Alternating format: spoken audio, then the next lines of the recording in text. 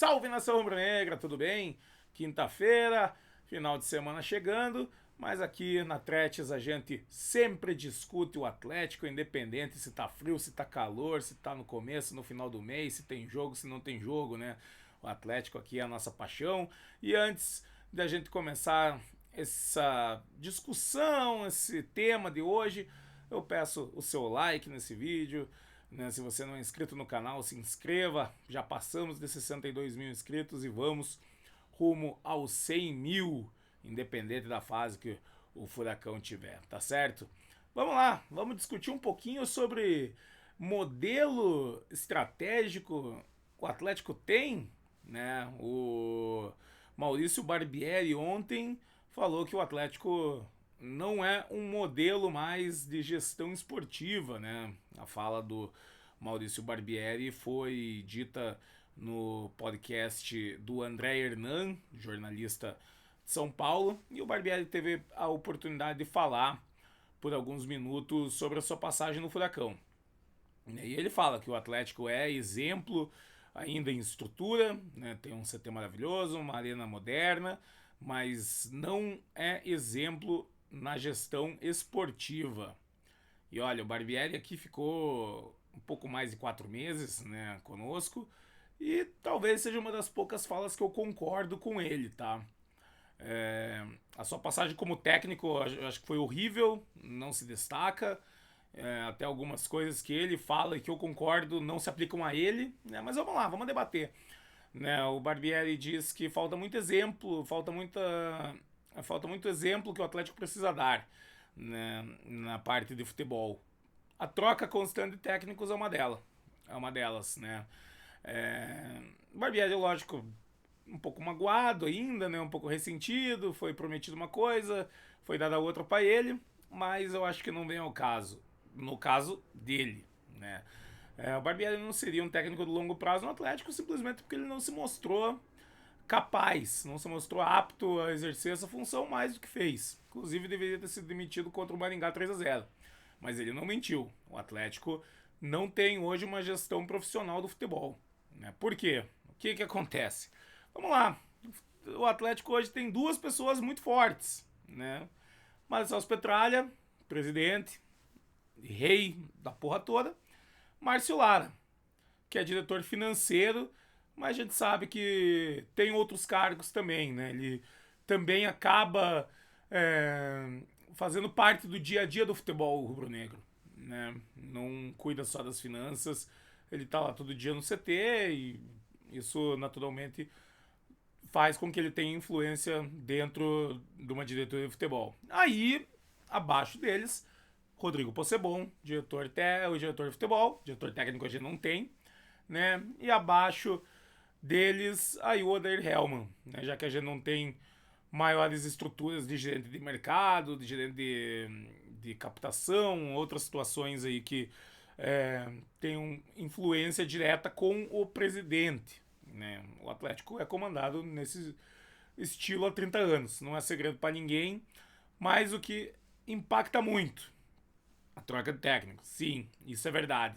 Acima disso, a troca de outros profissionais que também têm essa ingerência, essa influência positiva ou negativa no futebol. Ultimamente a gente só tem visto negativa, né? Vamos lá. A gente não tem um CEO hoje. É um cargo remunerado, né? Que era exercido pelo Alex Leitão até junho, julho do ano passado. O Alex Leitão tá muito bem na Arábia Saudita, num dos projetos mais ricos do futebol mundial hoje em dia, né? Esse bonde já partiu. A gente não tem um gerente de mercado, um chefe dos olheiros, o Head Scout, né? Responsável ali pela captação, pela prospecção, pela conversa inicial para ver, pô, esse jogador vai dar certo nesse time, vai dar certo nesse modelo de jogo. Não temos, né? Gerente de captação para base é um cargo que muda muito no Atlético, muda muito também. E aí a gente também vê uma prospecção um pouco menor do que em outros anos, né? O Atlético nesse ano focou muito em laterais, né? Focou muito em procura de laterais direitos e esquerdos, principalmente para a categoria sub-20. E você vê como todas é um processo que é um dominó, né? Você acaba mantendo tudo numa pessoa, né? Que no caso é o Petralha.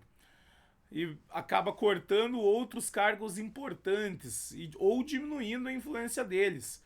Né? Hoje você tem aí no Rodrigo Possebon, um diretor de futebol que a gente não consegue nem avaliar, né? Porque quais eram as primeiras escolhas dele? Ele, será que indicou Raul, Ayen Palacios, Dudu, Tobias Figueiredo? Se sim, é culpa dele. Se tinham outras opções antes desses que vieram e não vieram por outros motivos, aí a culpa é mais do presidente, né? Mais do presidente, e tudo é um efeito dominó. Uma coisa vai mal, as escolhas do presidente não são as certas, o diretor de futebol daqui a pouco, se os resultados não vierem, não completa o ano, como aconteceu com todos os outros antecessores dele. E aí agora não tem quem faça a lista, ou seja, o técnico, Odair Hellmann, muito provavelmente vai chegar para ser também o gerente de mercado nesse momento, fazendo indicações. Imagino que a gente tenha até nomes aí do futebol do Oriente Médio aí que sejam ventilados nos próximos dias, né? Até porque ele estava trabalhando 4 anos lá. E se não der certo as contratações, vai cair um técnico lá no futuro, né? Impressionante como o presidente, o diretor financeiro, os principais cargos da diretoria do Atlético, esses podem errar à vontade, que estão bem seguros lá, né? Então, fica essa reflexão, né? Eu acho que o Maurício Barbieri acerta ao dizer que o Atlético não tem uma gestão profissional do futebol, mas também não teria por que ter um projeto de longo prazo com ele, né? Vamos ver se o Odair passa essa confiança nos próximos jogos, que a gente consiga achar um técnico para ficar um ano aqui, para terminar uma temporada de 2026, quem sabe, né? Mas primeiro de tudo, resultados em campo vão ter que vir, até porque o Atlético ainda está em 11º na segunda divisão, tem uma sequência difícil pela frente e agora a gente tem que mostrar que realmente vai suar sangue nessa segunda divisão para conseguir o acesso lá no final do ano, tá certo, galera? Concorda, discorda aqui do que a gente falou, do Maurício Barbieri, lá que numa entrevista pro podcast do André Hernan, que você também já pode conferir aqui no YouTube. Deixa aqui nos comentários e se você chegou até aqui também, deixa seu like e se inscreva no vídeo se você não é inscrito, tá certo, galera? Nos vemos amanhã, sexta-feira, no Arena, às 11 horas, debatendo mais sobre o dia a dia do Furacão. Tamo junto, até mais!